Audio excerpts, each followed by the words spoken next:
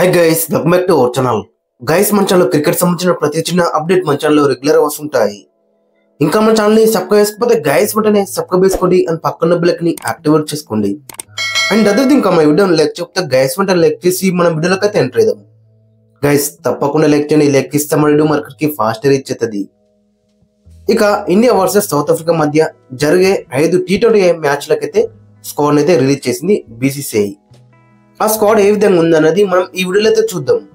Guys తప్పకుండా చివరకు చూస్తే మీకు క్లారిటీ అయితే అర్థమవుతుంది. ఏదైనా ఉంటే ఖచ్చితంగా మీ ఒపీనియన్ ని కింద కామెంట్స్ అయితే మెన్షన్ చేయండి.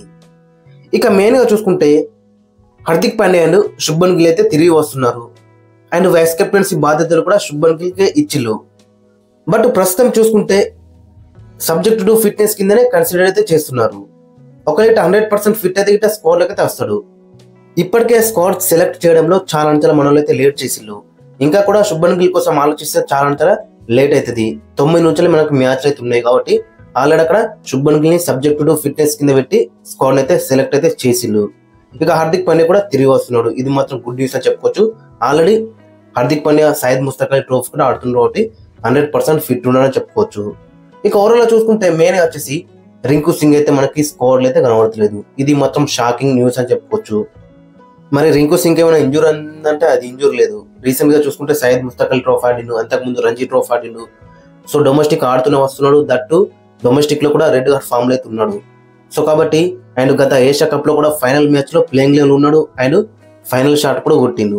సో అలాంటి ప్లేయర్ అయితే పక్కన పెట్టిండు. మరి డ్రాప్ చేసినట్టే మనకైతే కనబడుతుంది 100%. So Rinku Singh is designated finisher. మీకు 10 బాల్లో 30 కావాలంటే కొడతాడు అతను.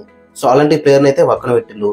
సో ఒకసారి మనం ఫైనల్ లో ఒకసారి స్క్వాడ్ ఒకసారి చూసుకుంటే అక్కడ Suryakumar Yadav captain, Shubman Gill vice captain and అక్కడ చూసుకుంటే సబ్జెక్ట్ టు ఫిట్నెస్ కింద అక్కడ పెట్టిలని చెప్పుకోవచ్చు. 3 లో అభిషేక్ శర్మ, 4 లో తిలక్ వర్మ, 5 లో హార్దిక్ పాండ్యా, 6 లో శివన్ దుబే, 7 లో అక్షర్ పటేల్, 8 లో జితేష్ శర్మ, 9 లో సంజు శాంసన్ ఇద్దరు వికెట్ కీపర్లు, 10 లో జస్ప్రీత్ బుమ్రా, 11 లో వరుణ్ చక్రవర్తి, 12 హర్షదీప్ సింగ్, 13 కుల్దీప్ యాదవ్, 14 హర్షిత్ రాణా అండ్ 15 వాషింగ్టన్ సుందర్. ఇక్కడ వాషింగ్టన్ సుందర్ ప్లేస్ లో రింకు సింగ్ కి ఛాన్స్ అయితే బెటర్ అయితే ఉన్నది. మరి T20 వరల్డ్ కప్ లో కూడా మరి అతన్ని సెలెక్ట్ చేస్తారా చేయరా అనేది కూడా మనకి డౌట్ కనబడుతుంది.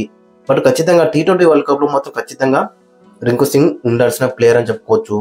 మనకి వరల్డ్ కప్ ముందు 2 సిరీస్ మాత్రం ఉన్నాయి.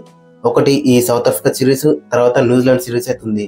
సో కాబట్టి 2 సిరీస్లు అనేది మనకి చాలా ఇంపార్టెంట్ సిరీస్ అని చెప్పుకోవచ్చు.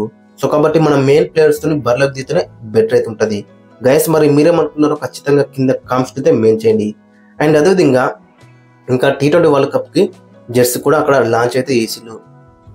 జెర్సీ మాత్రం మనకి చాలా బెటర్ గా కనబడుతుంది.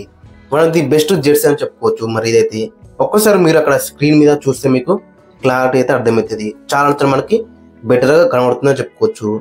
గైస్ మరి మీరేమనుకున్నారో ఖచ్చితంగా కింద కామెంట్స్ అయితే మెయిన్ చేయండి. ఈ జెర్సీ మీకు ఏ విధంగా అనిపించింది అండ్ ఈ స్క్వాడ్ మీకు ఏ విధంగా అనిపించింది ఖచ్చితంగా కింద కామెంట్స్ అయితే మెన్షన్ చేయండి.